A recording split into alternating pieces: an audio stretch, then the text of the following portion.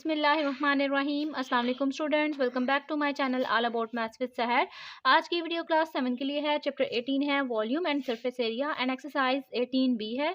Question इसका first है। जो बाकी रिमेनिंग क्वेश्चंस हैं उसकी प्लेलिस्ट मैंने बनाई हुई है, वो डिस्क्रिप्शन में मैं लिंक उसका ऐड कर दूंगी, आप जाके सारी वीडियोस चेक कर सकते हैं। ठीक है, तो क्वेश्चन हम इसका 1 स्टार्ट करते हैं, जो कि फिलिंग द ब्लैंक है। अब आपने बस इन फिलिंग द ब्लैंक्स को देखना है कि बेसिकली इन्होंने पूछा क्या हुआ है, मिसिंग क्या चीज़ है। ठीक है, तो सबसे पहले तो आपने कंसेप्ट क्लियर कर लेने हैं। बैक पे जो डेफिनेशंस होती हैं उनसे आपने क्लियर करने हैं कंसेप्ट, फार्मूलाज याद रखने हैं, और जो यानी कि हमारे पास मेजरमेंट्स होती हैं उनको आपने याद रखना है। तो ये आपकी फिलिंग द ब्लैंक बहुत आसान हो जाएंगी। मैं यहाँ पे आपको डिटेल से समझाऊंगी किस तरीके से इसको करना है।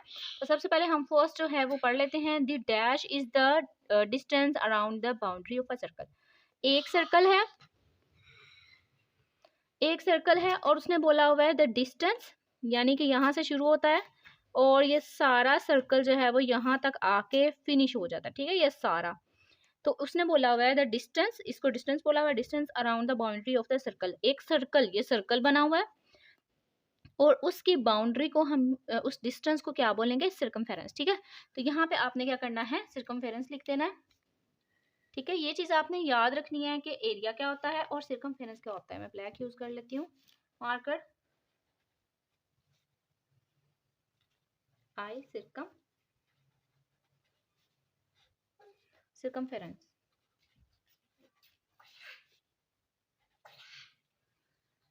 तो इसको हम जो है वो बाउंड्री को क्या बोलते हैं, सर्कमफेरेंस। ये सारा पार्ट होता है। ठीक है, ये एरिया। तो आपने इसमें डिस्टेंस रखना है कि जो बाउंड्री बाहर वाली होती है वो सर्कमफेरेंस है, और जो अंदर वाला सारा एरिया होता है वो क्या होता है, एरिया। जो ये वाला अंदर वाला सारा पार्ट होता है उसे हम एरिया बोलते हैं। ठीक है, सेकंड देखते हैं। 1 metre is equal to dash centimetre. तो वी नाउ डैट कि जो 1 मीटर होता है, 1 मीटर में कितने सेंटीमीटर होते हैं, 100 सेंटीमीटर। मीटर जो है वो बड़ा होता है और सेंटीमीटर छोटा होता है। तो इसका मतलब है कि एक बड़े मीटर में कितने छोटे सेंटीमीटर होते हैं, 100। तो यहाँ पे हमने सिंपली क्या लिख देना है, 100 सेंटीमीटर। ठीक है, अच्छा ये 7 लग रहा है, इसको आप बंद कर दें।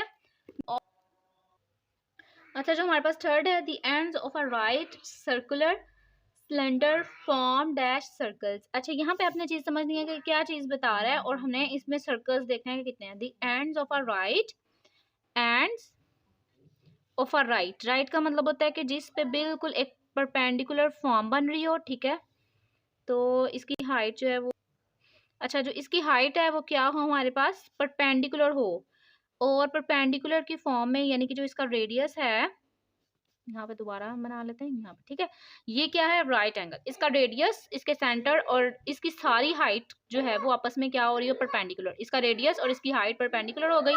सर्कुलर सिलेंडर का ये मतलब है कि राइट, एक तो इसका रेडियस और उसकी हाइट ये आपस में क्या हो, एक परपेंडिकुलर की फॉर्म में हो और वो 90 का एंगल बना रहे हो। ठीक है, दोनों तरफ से 4 एंगल बन जाएंगे दोनों तरफ से। एंड सिलेंडर, और सिलेंडर का मतलब होता है कि वो जो राउंड शेप में हो और उसमें कितने सर्कल हैं, ये उसने पूछा हुआ है।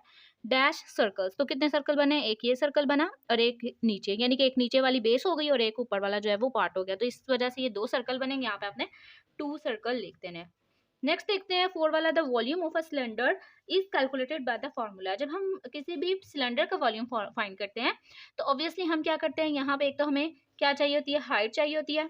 2 सर्कल हैं तो उनके रेडियस भी 2 होंगे, और पाई जो है वो हर जो भी राउंडेड शेप होती है हमने उसके साथ हमेशा पाई लगाना होता है। ये चीज़ आपने याद रखनी है। तो ये सिंपल हमारे पास फॉर्मूला है, तो यहाँ पे हम इसको लिख देते हैं पाई आर स्क्वायर एच। और मैंने फार्मूला भी आपको डिस्कस करके बता दिया कि किस तरीके से हम इसको लिखते हैं। पाई जो है वो राउंडेड शेप में ज़रूर आता है, अगर कहीं भी सर्कल राउंड की बात हो रही है, ठीक है, तो वहाँ पे पाई ज़रूर एग्जिस्ट करेगा। ये चीज़ आप नोट कीजिएगा। ठीक है, और 2 सर्कल थे तो इसका मतलब 2 रेडियस हो गए, आर स्क्वायर हो गया, और एच एक हाइट है तो एक ही हमारे पास एच आएगा। ठीक है, अब हम देख लेते हैं 5 वाला। 1 litre is equivalent to dash centimetre. तो अब ये कॉमन सी बात है, ये आपने याद रखनी है कि जब हमारे पास 1 लीटर होता है तो 1 लीटर जो है वो किसके इक्वल होता है, 1000 सेंटीमीटर क्यूब के। ठीक है, ये चीज आपने याद रखनी है। तो यहाँ पे यानी कि 1 लीटर में कितने क्यूब सेंटीमीटर होते हैं, 3 सेंटीमीटर होते हैं। तो 3 सेंटीमीटर के अकॉर्डिंग 10, 1 लीटर 10, और 10 को जब हम 3 दफा करते हैं तो हमारे पास 1000 बन जाता है। तो आपने यहाँ पे सिंपल क्या लिख देना है, 1000 सेंटीमीटर क्यूब।